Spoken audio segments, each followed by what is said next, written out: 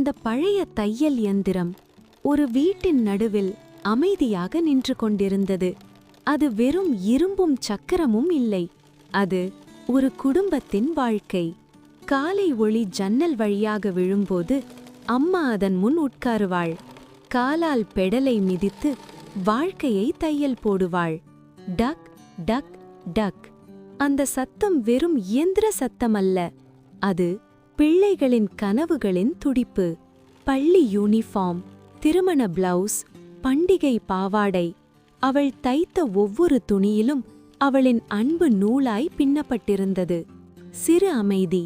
சில நாட்கள் சோர்வு வந்தாலும் அவள் அந்த இயந்திரத்தை மெதுவாக துடைத்து சிரித்தபடி சொல்லுவாள், நீதான் என் பலம்.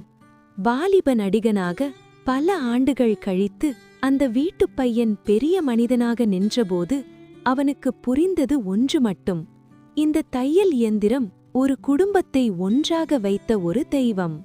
இன்று அது பழையதாக இருக்கலாம், ஆனால் அதன் ஒவ்வொரு தையலும் இன்னும் நினைவுகளாக இதயத்தில் ஓடிக்கொண்டே இருக்கிறது.